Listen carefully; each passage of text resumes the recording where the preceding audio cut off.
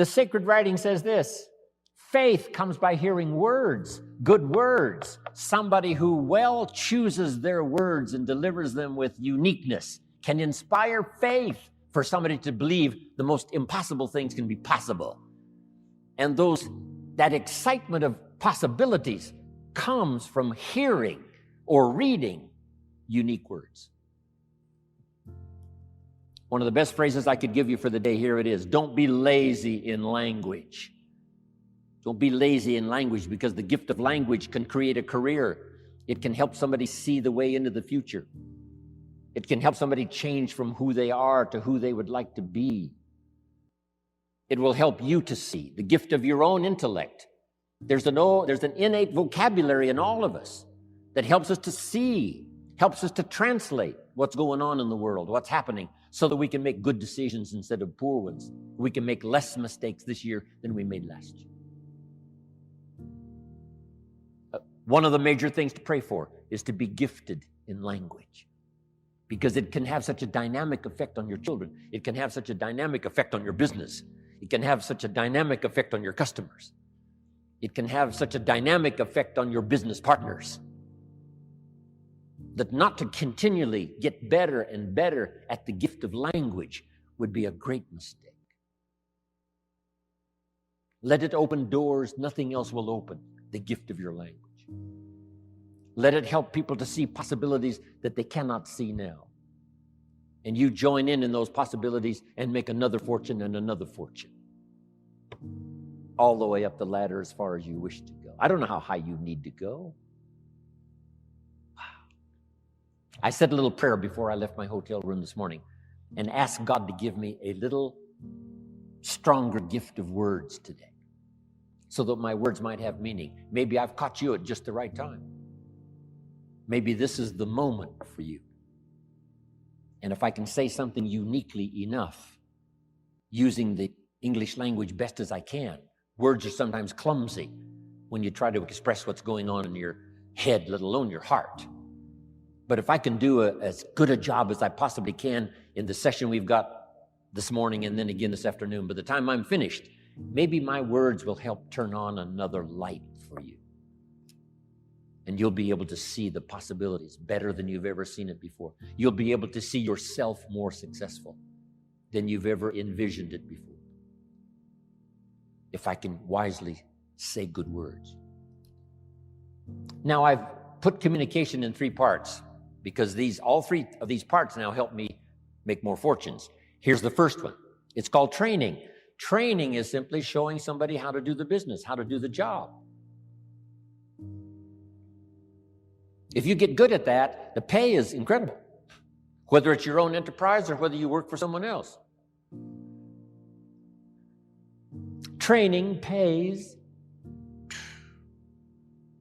big money. Here's the next one, teaching. And I've divided the 2 just to make the point. Teaching is more teaching life skills. Teach somebody how to set goals. Gary mentioned, right, making the list and checking them off. Today he gets to check one off. Jim Rohn arrives in San Jose, Santa Clara. I'm so excited about that. Teaching leadership, teaching management, teaching how to become powerful, gifted, influential. Teaching father skills, mother skills. I've now, the last 15 years, learned grandfather skills. I set a goal when I became a grandfather to be one of the best grandfathers any grandchildren ever had in the whole wide world. I practice it.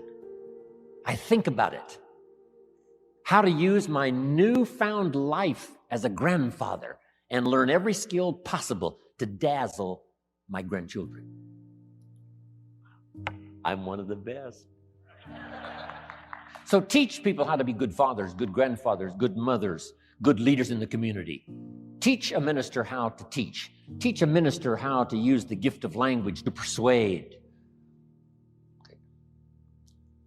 So communication is part of its training, part of its teaching. Here's the best part. No, here's number 3 in the gift of language, and that's learning how to inspire. Inspire simply means A few simple things. Here's number one. Help people to see themselves better than they are. Yes, sometimes we have to help people see themselves as they are. If they've made mistakes, maybe that needs to be pointed out. If a child has messed up, sometimes you've got to say, you've messed up. But don't leave them in the mess. Now transport them into the future with the gift of your language and inspire them with the person they can become by using the mistakes of the past to develop new disciplines for the future. A teacher I met when I was 25 years old had this unusual gift. He said, Mr. Rohn, if you keep learning as you're learning now, one of these days you'll walk into a room full of people and you'll hear someone say, there's the man. That's the man. That's the famous man. I thought, well, that could never happen for me. Sure enough, it did. He said, it will happen. And I think when I walked in here this morning, I heard someone say, that's him. That's the man. That's the famous man. Now that we've talked about some basic communication skills, you need to understand how best to apply them. What you can do and cannot do in the marketplace.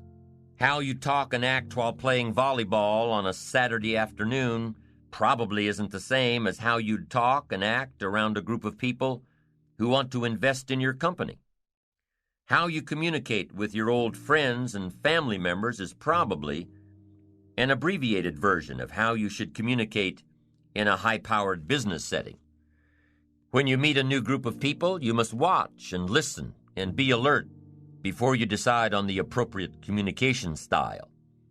You might greet old friends with a slap on the back and a tasteless joke, but you certainly wouldn't greet a multi-million-dollar opportunity that way. You must take a few moments to study the temperament of your audience. Listen to how they communicate with each other. Watch how they react to situations and comments.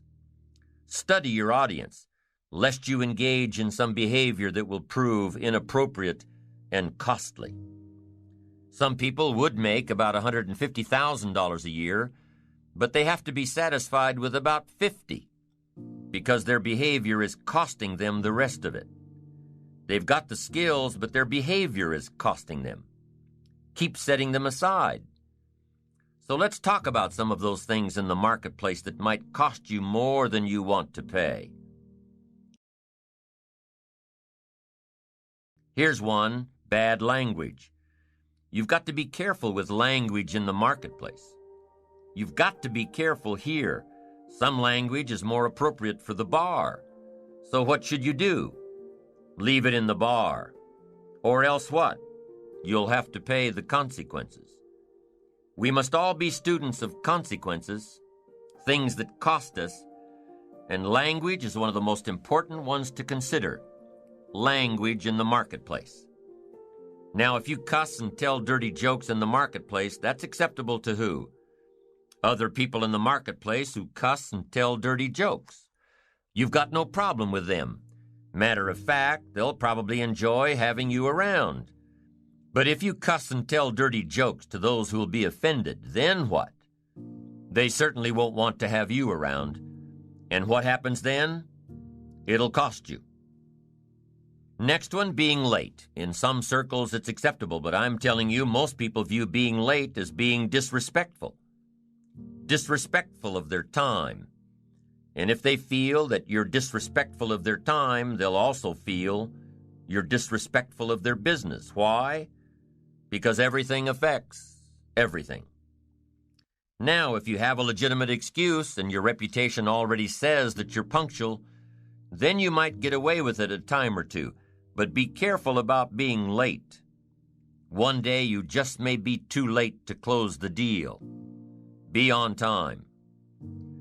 You've also got to be careful about using inside lingo on the outside world. Your industry's buzzwords are just that. Your industries. Be careful not to use this terminology on the outside. People who speak computer language, they've got to learn to shift gears when they go out into the open marketplace. So watch your lingo. Remember to shift gears from the inside lingo to the outside world. You've got to become a good judge of character. Why? To protect yourself. There are shepherds, and there are sheep, and there are wolves.